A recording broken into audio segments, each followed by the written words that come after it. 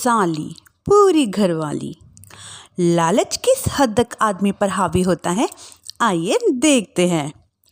देख रीना, तुझे घर का सारा काम आता है, ये अच्छी बात है, लेकिन हमें ये नहीं पता था कि तुम पढ़ी लिखी कम हो और तेरी छोटी बहन की तो सरकारी नौकरी भी लग गई है। कैसी बात कर रही है माँ जी? सारी बात करके ही तो पापा ने शादी की थी, अब छोटी की सरकारी नौकरी लग गई है तो आप लोग ऐसी बात कर रहे हैं? ज़्यादा बकबक मत करियो। हम लोगों को पता होता कि तेरी छोटी बहन की सरकारी नौकरी लगने वाली है तो तुझसे तो कभी शादी ना करवाते अपने होनहार लड़के की। अरे तो मुझ में क्या कमी है?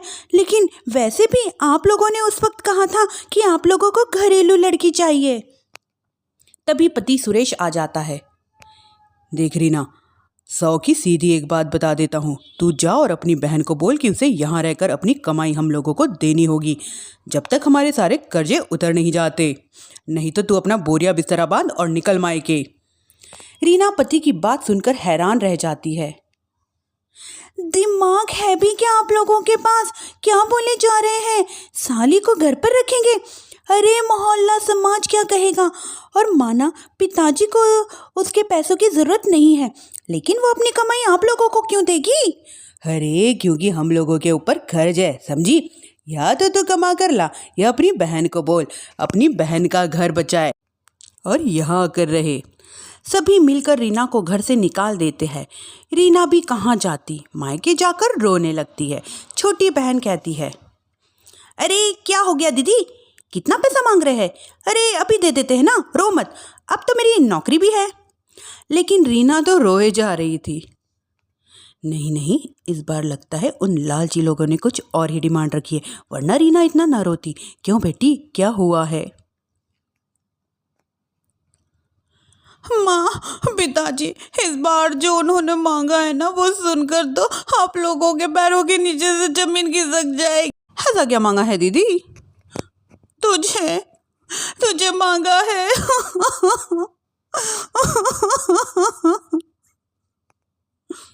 व्हाट नॉनसेंस दीदी, क्या बोले जा रही हो, समझ रही हो? हाँ, मेरी सास ये बोलकर भेजी है कि या तो छोटी अपनी कमाई उन लोगों को तब तक दे जब तक उन लोगों का कर्जा खत्म नहीं हो जाता, या फिर मैं मायके में जाकर ही रहूं यहाँ। क्या मजाक बना रखा है? ऐसा होता है क्या कहीं? अरे शादी की है, कोई आलू टमाटर थोड़ी है जो अदला बदली कर लो। छोटी बहन शांत होती है। माता पिता बड़ी को समझा रहे थे और वो रोए जा रही थी। तभी छोटी बोलती है, पापा मैं दीदी के साथ जाऊंगी। क्या पागल है क्या? अरे दुनिया क्या बोलेगी? माँ, वो लोग सिर्फ मेरे पैसे चाहते हैं ना। अरे वो लोग यहाँ से भी ले सकते थे छोटी, फिर वहाँ क्यों बुला रहे हैं तुझे?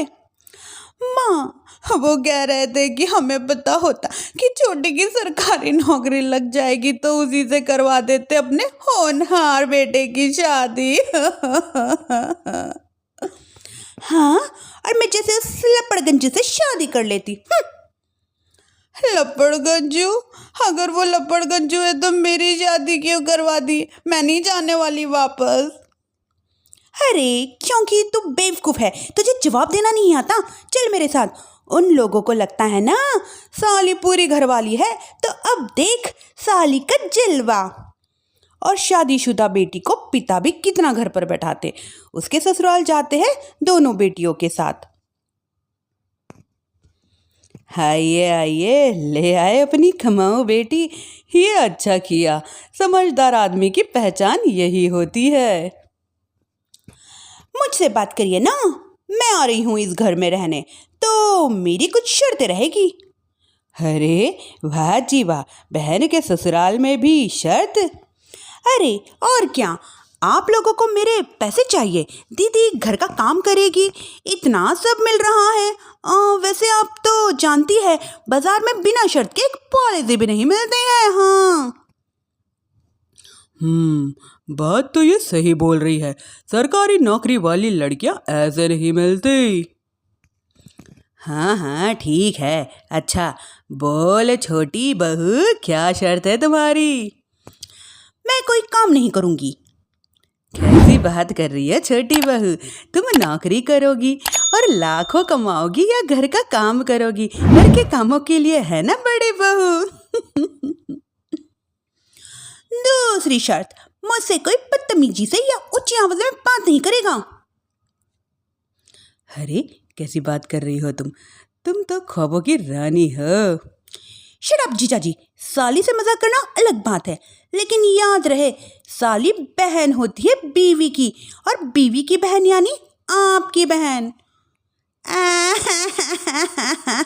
माँ ये क्या बोल रही है बहन? अरे ना बेटा ना, मैं बात करती हूँ ना, रो मत बच्चा, रो मत। खैर पिता दोनों बेटियों को छोड़कर चले जाते हैं। अगले दिन सुबह, अरे रीना, जल्दी से मेरा और तुम्हारी बहन का खाना पैक कर दो, हम लोग ऑफिस के लिए निकल रहे हैं। लेकिन रीना तो सोफे पे बैठकर टीवी देख रही होती है। देखो जी, मेरी बहन पैसे कमा रही है तो मैं क्यों काम करूं? याद है ना मम्मी जी क्या कहती थी कि मेरा बेटा पैसे कमा रहा है, तब सारा काम मैं करती थी। अब मेरी बहन कमा रही है तो मैं भी काम नहीं करूंगी। हाँ अरे साली साहिबा, चलिए मैं आपको आपके ऑफिस छोड़ देता हूँ, क्या रेपुटेशन बनेगी हमारी। हाँ हाँ जीजा जी, चलिए आज आपकी ये इच्छा भी पूरी कर देते हैं। छोटी के ऑफिस में, अरे ये कौन है? तेरे जीजा जी है ना, ये कैसे तुझे छोड़ने आ गए? अरे अब ना वो मेरे पास ही रहती है। सभी एक दूसरे को देखते हैं। हाँ वो क्या है ना, दीदी तो घरेलू महिला है और जीजा जी के कर्जे बहुत हैं और पढ़े लिखे इतने हैं नहीं कि कुछ अच्छी कमाई कर पाए, और मेरी कमाई रखते हैं। बस जैसे इन लोगों का कर्जा खत्म हो जाएगा मैं अपने घर चली जाऊंगी। पास खड़े जीजाजी का मुंह बन जाता है घर आकर। छोटी, ये तुम क्या बकवास कर रही थी? ये सबको बताने की क्या जरूरत थी? अरे जीजा जी, आप सबको खुले आम ये कह रहे कि साली आजकल मेरे साथ रहती है तो लोग क्या सोचेंगे, आप जानते हैं ना। अरे उससे कुछ मत बोल बेटा, चल मेरे साथ, तुझे ना बाजार का डोसा खिलाती हूँ, चल चल चल। हाँ दीदी तैयार हो जाओ, डोसा खिला रही हैं आंटी जी। तीनों जा रही होती है कि पास मोहल्ले की कुछ औरतें वहाँ जमा रही थी। अरे बहन जी, बहू की बहन यहीं रह रही है क्या? हाँ हाँ, हंसे भी रख लिया है। अब आप तो जानती है कि हम लोगों का दिल कितना बड़ा है। जी, इन लोगों का दिल उतना ही बड़ा है जितना इन लोगों का कर्जा। अब बेचारी बुढ़िया का बेटा लायक तो है नहीं और बहू की बहन की सरकारी नौकरी, तो ले आए घर अपने। इनका कर्जा अब मेरी कमाई से ही तो खत्म होगा ना। सबके सामने सास की बेइज्जती हो जाती है। घर आकर सास और बेटा दोनों छोटी पर बरस पड़ते हैं। बस मैंने कहा था मुझ पर कोई नहीं चिल्लाएगा, मैं जा रही हूँ अब। अरे लेकिन, अरे जाने दे माँ, मुझे एक बात समझ आ गई है। अगर हमें खुद पे विश्वास हो तो हम अपनी समस्या के खुद सुलझा सकते हैं, फिर हमें किसी की ज़रूरत नहीं है।